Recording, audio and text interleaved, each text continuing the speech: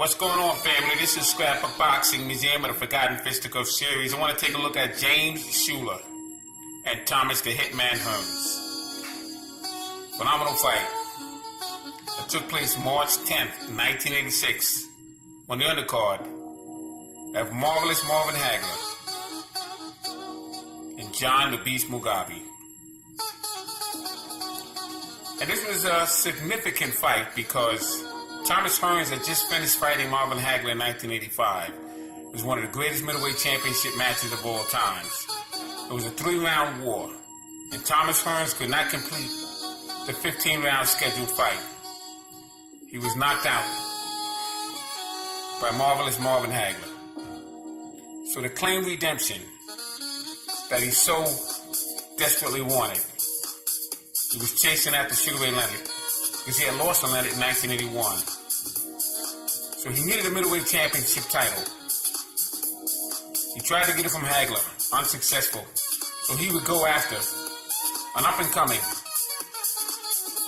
outstanding amateur fighter who was 6 foot tall by the name of James Shuler. They called him Black and Gold. And he was born May 29th, 1959. He unfortunately died March 17th, 1986. He had a total bout record of 23, 22 wins, 16 KOs with 1 loss. And we will find out where that loss came from. Now, James Black Gold Shuler would win the 1979 San Juan 156-pound championship. He would win the 1979 and 1980 National Golden Gloves at 156 pounds. James Shuler was not a member of the 1980 U.S. Olympic team that was on the plane heading towards Warsaw, Poland at the time when the plane would crash. Because of a boycott by Jimmy Carter, they would not go to Moscow. But they would reward Jimmy Carter later on because of the circumstances at that particular time. Now, the U.S. Olympic boxing team was on the way to Moscow. This was in Poland, in the United States versus Poland box off.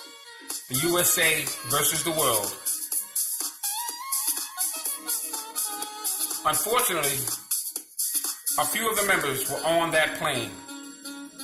Members such as Lemieux Sleepers, who was out of St. Louis, Calvin Anderson, out of Connecticut, Paul Palomino, who's the brother of Carlos Palomino, former champion.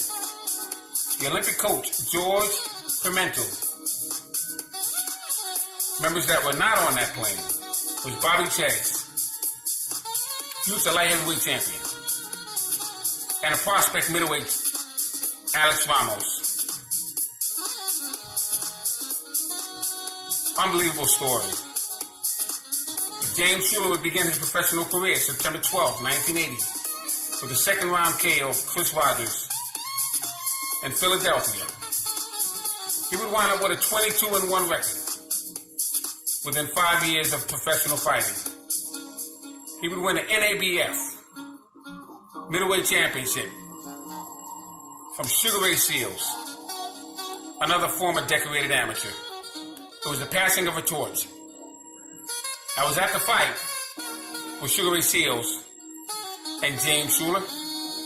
James Shuler would out-hustle Sugar Ray Seals, and he would walk away with the NABF middleweight championship. But on March 10th, 1986, on the undercard of Marvelous Marvin Hagler and John the Beast Mugabe, he would have to face a menacing right-hand puncher by the name of Thomas the Hitman Hearns. And in the opening bell, Thomas Hearns would walk right to James Shuler. He would clip him with a right hand from hell, and he would be knocked out in the very first round. Fascinating fight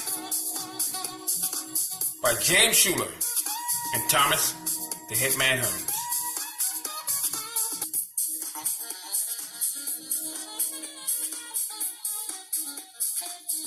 was a fascinating fight.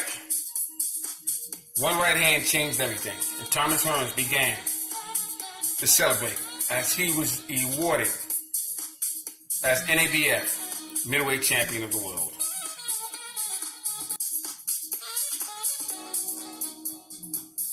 Thomas Hearns, one of the greatest welterweight champions of all times. One of the greatest fighters of all times. He would collect the welterweight, super welterweight, middleweight, super middleweight, light heavyweight twice, and cruiserweight champion of the world. Salute to Thomas Hearns. Salute to James Shuler. Salute to that outstanding fight. This is Scrapbook Boxing, Museum of the Forgotten Fisticuffs series. Stating all great fights and all great fighters will never be forgotten on my channel. Thanks for hanging in there with me.